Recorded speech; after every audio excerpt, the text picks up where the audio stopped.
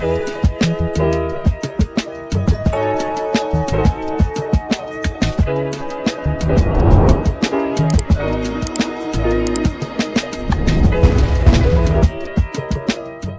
we're going to an episode of On Point EDC. I have a really cool review for you guys from the brand Boker.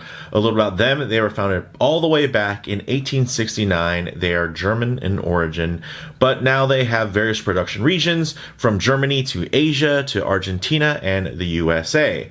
And they use those different locations to cover a wide range of market segments from entry level to very, very niche and high end. Now, this particular knife is from their Boker Solingen premium line and collection that is actually manufactured in Solingen, the German city of blades. Now, in terms of the type of knife, I consider this a gentleman's folding knife. Some key common characteristics in the language. When you're looking for something within this genre, of course, you're going to want something that's sleek with an understated design and some really nice, classy handle scales, right? This is actually their Trapper, spelled TRPPR, but pronounced Trapper, in the Black Amboina wood scale pattern, and it is really nice. It's essentially a modernized traditional pocket knife, and it has that classic look but boasts modern materials such as titanium for the bolsters and CPM MagnaCut super steel for the blade. And again, this particular piece is made in Solingen, Germany, and fittingly enough, being the city of blades, you can expect that they're going to be able to produce some pretty nice stuff, and they absolutely nailed it here.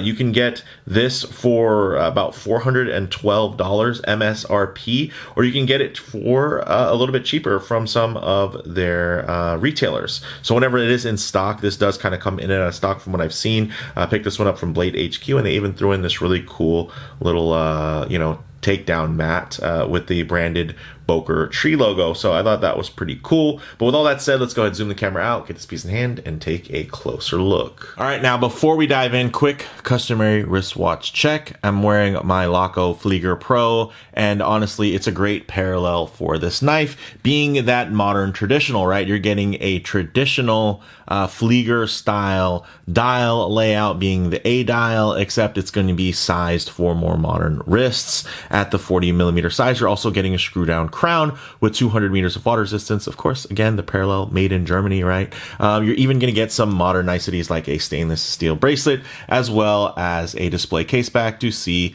that top grade Swiss movement. So very, very cool again, but you're still going to have some really nice callbacks to the days of old there. And I dig that. I like that you can have something that is quite, contemporary in terms of its specifications and its capabilities, but still with a really classic aesthetic. And I think that's really what you're getting here. Absolutely gorgeous. Yes. And if, you can appreciate products that are made in Germany, I think you'll definitely have an extra appreciation for this particular piece. But man, look at just the fit and finish, just getting down into the satin on that blade. It is gorgeous, guys.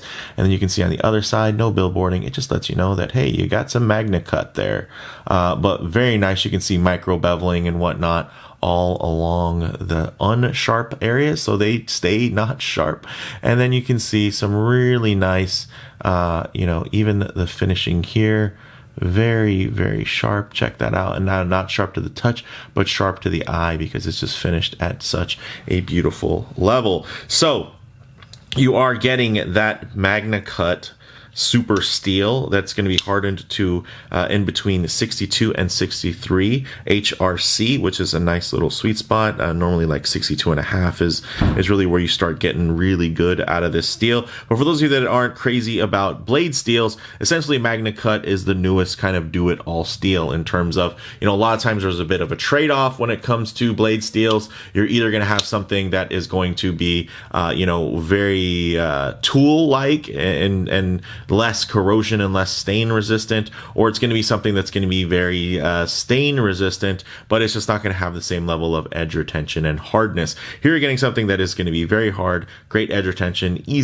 relatively easy to sharpen, but also very, very corrosion resistant. So this is kind of the latest and greatest. Who knows what they'll come out with next to top this, but as of right now, this is kind of the do-it-all king in terms of premium knife steels.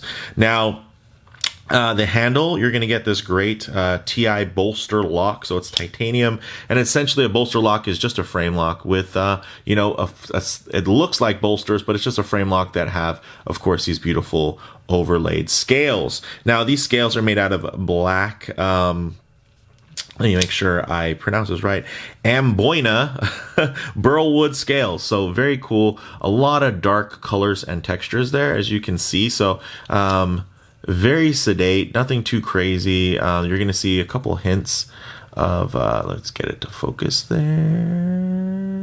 There we go. So it's going to be a lot of dark hues in terms of browns, grays, and blacks, and then some lighter hues of kind of yellows and oranges coming through. And it is a very, very handsome wood, but it's also their most expensive option. They do have some cheaper options that will be using micarta, as well as, let me see here in my notes. I believe they do also have, losing my notes. I don't know where to go, but all right, I'll find it later. But essentially, they have another option with a cheaper wood that looks pretty good too. So if you're not like super crazy into the wood pattern and the grain on here, just know that you can save a little bit of money by getting one with a different wood. So there's that as well. Now, getting into the lock bar itself, you can see it's nicely done. And you can see that it also does have a lock bar cutout. So that insert essentially is going to make sure that you're going to be getting steel on steel interaction versus getting, you know, titanium on hardened steel. So you don't have to worry about that wearing out or anything like that, or them carburizing that titanium. It's just going to be a nice, easy fit. And you can see it is fit flush. And that is kind of the story here, guys. Look at the finishing, the micro beveling there, where you could have had you know, maybe a little bit of a point of contact that could have been rougher. Now it is nice and smooth. You can see all of these seams are beautifully tight. They're very smooth to the touch. You're not going to feel a lot of transition here, but you're going to be able to see the transition, but it just melds and molds really, really beautifully. You can see another nice modern feature is this mill clip, and then you do have that steel ball retention, which is great. It is something that definitely gives it a more modern and high-end flair to kind of tie into, of course, the more modern deployment of having a nice flipper tab there. Very, very clean. This is a clip point blade, which has been flat ground and satin finished. And then getting into the handle here, you can see a nice flow-through design. With just two standoffs, and very clean there. I think they could have probably omitted this particular hole here that they made for lanyards and just used the standoff as a lanyard hole or a lanyard post, and you could just tie it through, or they could put a punch through it like Chris Reeve does, and you could do it that way if you wanted. And I think you still got enough clearance from that tip, which is beautifully centered, by the way. Check that out. So yeah, for me, I think they could have probably just omitted that and made it a little bit nicer if I was to change something. One more change is I'd probably take this, scoot it up here, and basically maybe have it, well, I mean, there's not necessarily enough clearance there because of the screw placement. They would have had to make this a little smaller. So, but if they could maybe consolidate this screw and just lengthen this screw and make that fit in a little bit better, I think that would have been a nice touch as well. You would have got a slightly deeper carry, but you know, these things are just more so my preferences and nitpicks, not necessarily, you know, I'm not saying these are oversights and hey, this is a, you know, something that's wrong with the knife. It's just, hey, if I was the one, you know, designing it or QCing it, those are some ideas I'd have. Now, also you're going to see this nicely decorated pivot there, which is really handsome. You got that Boker tree logo, which is very nice.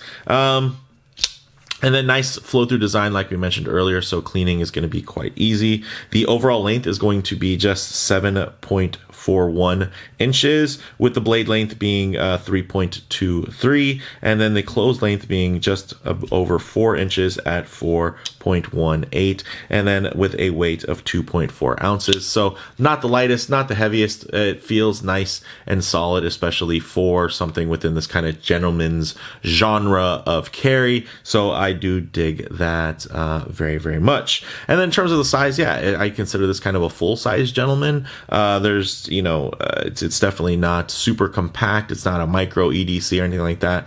And I think in terms of its layout, it is very, you know, it's proportionate. It doesn't feel extra long or really stabby or scary. And it does, of course, retain that beautiful design language that you would expect from something like a slip joint. And even more modern slip joints still kind of adopt this type of styling. And I do like that. You know, bolster, that look is just very timeless, very classic. And to see it reimagined here with all of the modern niceties is very, very cool. So, you know, to close things out, guys, in-hand ergonomics, very slim, very nice, comfortable. It has a bit of roundness to it, so it does fill the hand quite well. No real hot spots to report on. Nice snappy flipper geometry, guys. Ultra smooth, quick open and close thanks to that ball bearing pivot system.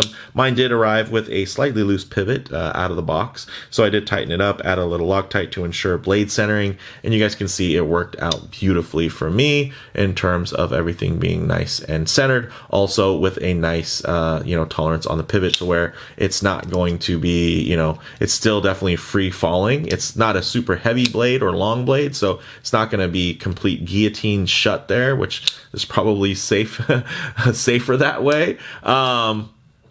But yeah, really nice action, fun to fidget with. It's easy on the finger thanks to those nice, you know, broken edges here that are going to be very clean and beveled.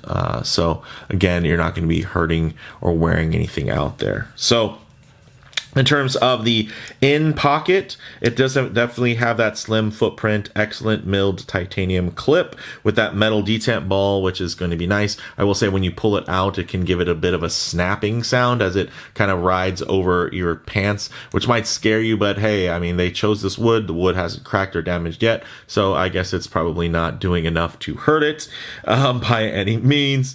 And in terms of comparable options, guys, oh, actually model variants, hey, finally found my notes there. Also available in a green micarta or a black curly birch wood for less. So again, you can save money if you like a different aesthetic, but this would be just kind of the more premium, expensive option. All the rest of the build, I'm sure, is going to be exactly the same in terms of the blade and the handle and the tolerances. It's really just going to be a higher cost for the material or a lower cost depending on which variation that you choose. So, you know, some of you might even want to customize this and have some custom scales made that can be swapped in. So, you know, maybe save some money and just choose one of the cheaper ones. Now, in terms of comparable options, guys, modern trapper style bolster lock gentleman's knives are definitely very popular these days.